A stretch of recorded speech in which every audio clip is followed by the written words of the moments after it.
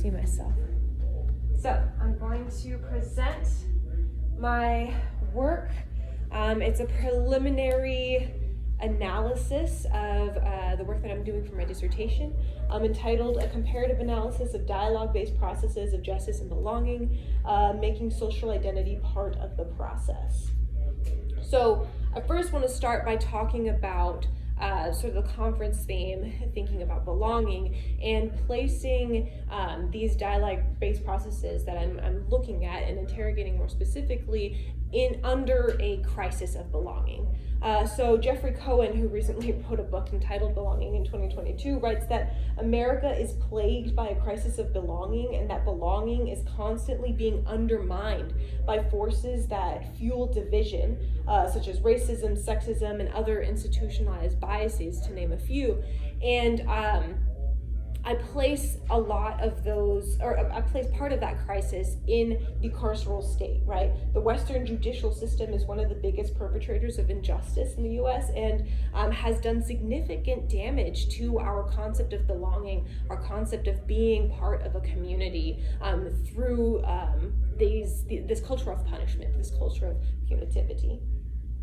So there have been many critiques of the carceral state in the U.S. One of them primarily conducted by Chief Supreme Justice of the Navajo State, Robert Yazzie, who says that the methods of the carceral system, of the Western judicial system, do not repair damaged relationships or communities in any way. Instead, they promote further conflict and disharmony.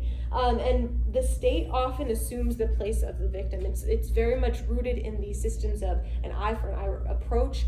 You hurt me, so I hurt you, the same amount plus tax. So it promotes the idea that we are operating on systems of strangeness as opposed to a collectivity of community, of removing one another, right, of sending someone away once they have hurt us. And this is something that even emerges in the school systems, in the ways that we suspend students, the way that we expel students, promoting the concept that punishment means you lose your right to belong in our spaces. And so this is also exacerbated because the Western justice system disproportionately targets and unjustly imprisons marginalized social identities and contributes to over-policing and also associating Blackness and poverty with criminality. So essentially, the argument is that these systems are not designed to facilitate belonging and instead are founded on the principles of strangeness, right? This idea that the state is in charge of making sure strangers don't kill each other and judging strangers for their actions and then recruiting other strangers to judge each other for their actions, right? It's supposed to facilitate the idea that we are not sort of interconnected, but just sort of isolated silos that have impacts on each other. And the state is in charge of keeping us from hurting each other. But this idea is even further rooted in this loss of social identity, or just loss of identity as one moves through the carceral system, right? Moving from not just being human, but being turned into a criminal, and then once entering into the prison system, being a prisoner, or otherwise just someone who is completely devoid of or has lost all rights and is thus dehumanized. But then there is also, on behalf of the harmed party, the victim, who experiences humanity and then experiences victimhood and then survivorhood, but then is ultimately sort of really neglected and often forgotten by the state because the state assumes the role of the victim and displaces the victim in these processes in the court system, in the legal system. But the modern restorative justice movement is an alternative framework of justice that sort of re-imbues belonging, that is rooted in Indigenous and African worldviews that are very much rooted in interconnectivity, collectivity, and making sure that no one is like dehumanized or removed or displaced, but instead brought closer, right? Brought into the circle, brought back into community, and using community bonds and relationships to reinforce one another, especially after a harm has occurred. It's something that is very much rooted in the idea of being in right relationship with ourselves, with one another, with the earth, And in practice, it looks like facilitated dialogues in which responsible parties, harmed parties, and their support members or the community members who are affected by a particular incident of harm are entering into a circle of dialogue to be able to discuss, pursue accountability on behalf of the harmed party, on behalf of the responsible party, but also to pursue healing, to pursue communal connection, and then re-facilitate that belonging with one another, especially for the person who has survived the harm, right?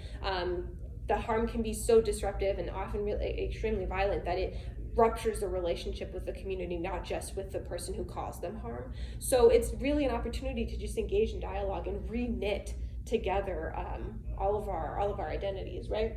Where the Western criminal justice system sees crime as broken laws and justice as punishment, restorative justice sees crime as broken lives and justice as healing. So many people suggest that restorative justice moves us away from an individualist I to a more communalist we, and strengthens communities by elevating the voices of survivors and community members and families, and even of responsible parties aspiring towards greater self-governance and bringing together members impacted by the wrongdoing. It's explicitly a process designed to facilitate belonging through humanization amidst a bunch of systems that dehumanize. So what's interesting to me about restorative justice, that my scope is actually a little bit more narrow, not just focusing on it as a wide lens, but in a really more narrow lens by looking at who is the one who is facilitating these processes, who is the one that is modeling these belonging behaviors, who is communicating this belonging. Because if we're all still operating in these societies and these systems that consistently reinforce not belonging or dehumanization, then when we get into a circle, who is allowing or who is doing this modeling, who is doing this teaching? So I'm really looking at these facilitators of this process, the ones that model belonging, the ones that hold space. And I argue that facilitators are actually a locus of power, right? They're able to be a bridge between institutional power, they're able to be a bridge to communities, they reconnect people, but they're also the people in the spaces that are supposed to be like non-people. They're not supposed to be able to talk, they just hold the space together.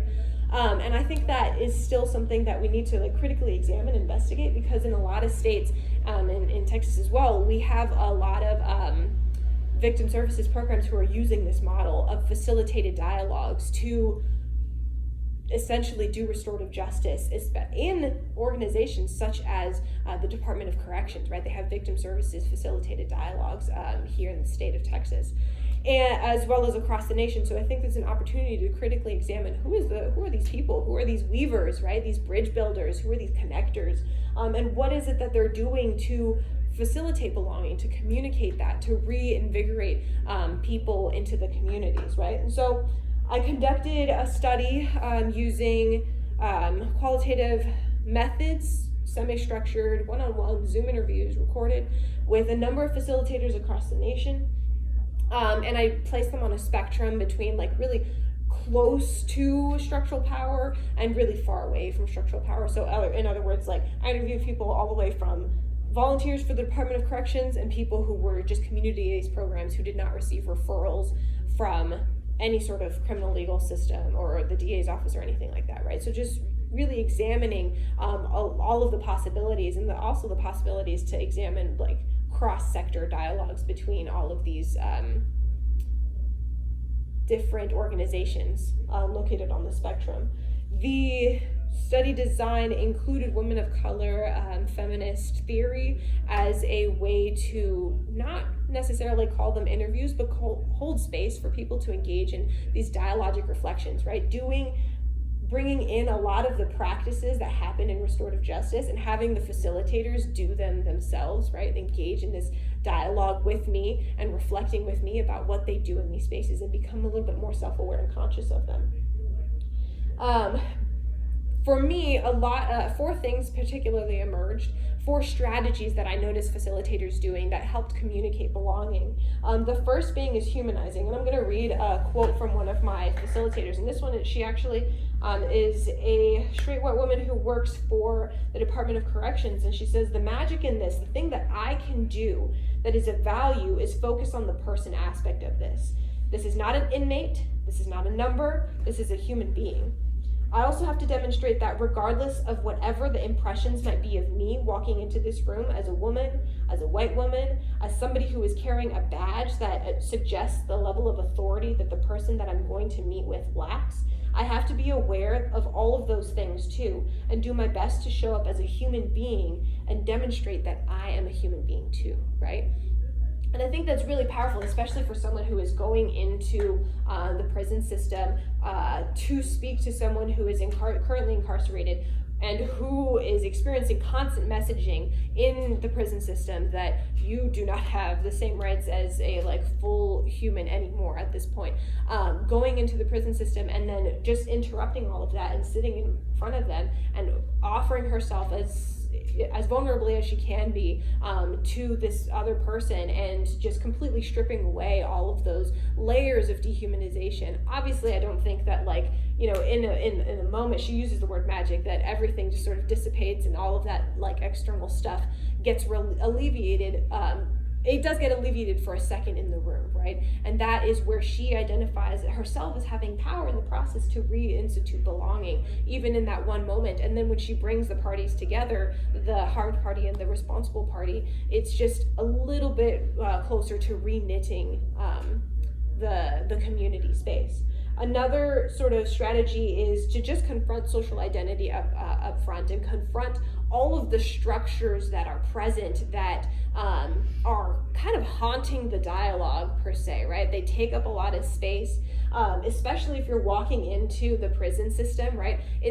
You're still inside of the prison. You can't have these dialogues outside of prison. You have to do it in these spaces. You have to do it in these rooms that are still very much dictated by institutional power and you have to ask permission of institutional power to be in the rooms in the first place, right? So you have to be able to confront all of these things that take up space.